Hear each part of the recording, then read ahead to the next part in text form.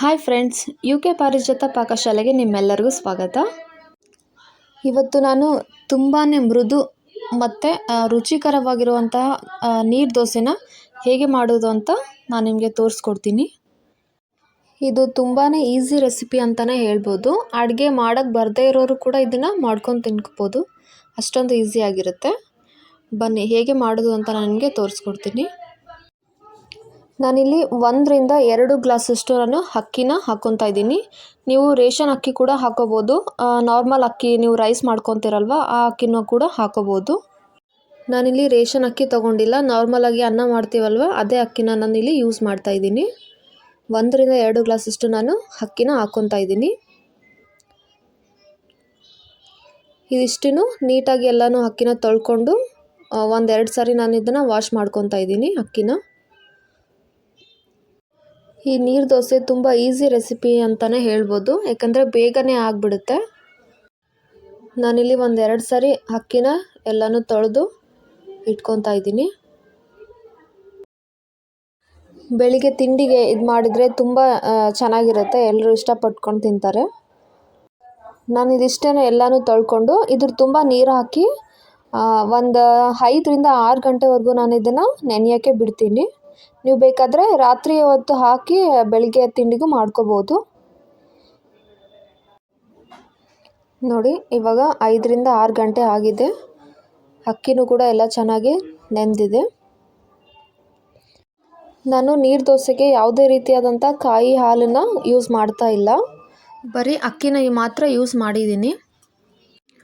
ಇವಾಗ ನಾನು ಇದಿಷ್ಟನ್ನು ಸ್ವಲ್ಪನೇ ಒಂದು ಜಾರ್ಗೆ ರುಬ್ಕೊತಾ ಇದ್ದೀನಿ. ಇಷ್ಟನ್ನು ಕೆಲವೊಬ್ಬರು ತೆಂಗಿನ ಹಾಲು ಹಾಕಿಲ್ಲ ಅಂದರೆ ದೋಸೆನೇ ಬರಲ್ಲ ಅಂತ ಹೇಳ್ತಾರೆ. ಆ ಥರ ಏನಿಲ್ಲ, ಇದನ್ನು ಕೂಡ ಚೆನ್ನಾಗಿ ಬರುತ್ತೆ ದೋಸೆ. ನೀವು ಕೂಡ ಒಂದು ಸಾರಿ ಟ್ರೈ ಮಾಡಿ ನೋಡಿ. ನಾನು ಇದಿಷ್ಟನ್ನು ಮಿಕ್ಸಿ ಜಾರಿಗೆ ಒಂದು ಸ್ವಲ್ಪ ನೀರು ಹಾಕ್ಕೊಂಡು ರುಬ್ಕೊತಾ ಇದ್ದೀನಿ.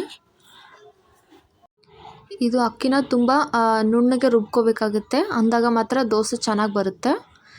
ತರಿಯಾಗಿದ್ದರೆ ದೋಸೆ ಅಷ್ಟೊಂದು ರುಚಿಯಾಗಿರಲ್ಲ ತಿನ್ನೋಕ್ಕೆ. ಅದಕ್ಕೋಸ್ಕರ ಆದಷ್ಟು ನುಣ್ಣಗೆ ರುಬ್ಕೊಳ್ಳಿ. ನೋಡಿ, ನಾನಿಲ್ಲಿ ತೋರಿಸ್ತೀನಿ ನಿಮಗೆ. ಇಷ್ಟು ಒಂದು ನುಣ್ಣಗೆ ರುಬ್ಕೊಂಡ್ರೆ ಸಾಕು, ದೋಸೆ ಚೆನ್ನಾಗಿ ಬರುತ್ತೆ, ಮೆತ್ತಗೆ ಬರುತ್ತೆ ಅಂತ. ಇದಿಷ್ಟು ನಾನು ಒಂದು ಪಾತ್ರೆಯಲ್ಲೇ ಹಾಕ್ಕೊತಾ ಇದ್ದೀನಿ. ಎಲ್ಲ ಅಕ್ಕಿನೂ ಇದೇ ಥರ ರುಬ್ಕೊಂಡು ಹಾಕ್ಕೊತಾ ಇದ್ದೀನಿ. ಇದು ಚಟ್ನಿ ಅಥವಾ ಯಾವುದಾದ್ರೂ ಪಲ್ಯ ಜೊತೆ ಹಚ್ಕೊಂಡು ತಿಂದರೆ ತುಂಬ ಚೆನ್ನಾಗಿರುತ್ತೆ. ನೋಡಿ, ನಾನೆಲ್ಲನೂ ರುಬ್ಕೊಂಡು ಹಾಕ್ಕೊಂಡಿದ್ದೀನಿ.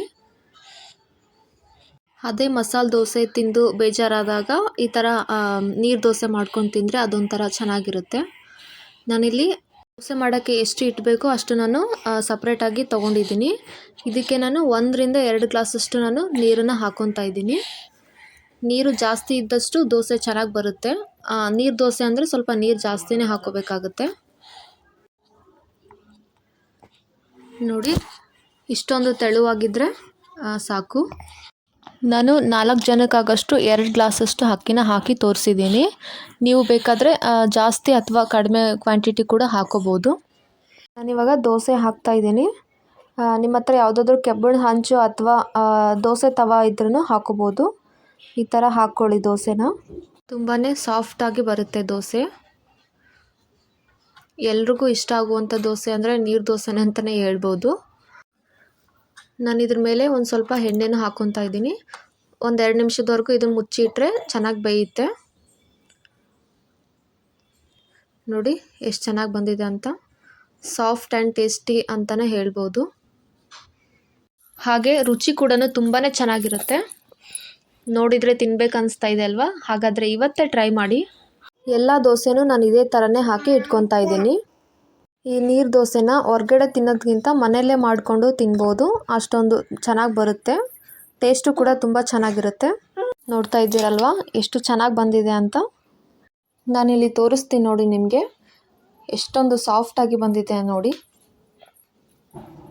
ನೀವು ಕೂಡ ಒಮ್ಮೆ ಟ್ರೈ ಮಾಡಿ ನೋಡಿ. ತುಂಬಾ ಸಾಫ್ಟಾಗಿರುತ್ತೆ, ಮಕ್ಕಳಿಗಂತೂ ತುಂಬಾ ಇಷ್ಟ ಆಗುತ್ತೆ. ರಾತ್ರಿನೇ ಅಕ್ಕಿ ನೆನೆಯೋಕ್ಕೆ ಇಟ್ಬಿಟ್ಟು ಬೆಳಿಗ್ಗೆ ಮಾಡಿಕೊಂಡ್ರೆ ತಿಂಡಿ ಬೇಗನೆ ಮಾಡ್ಬೋದು.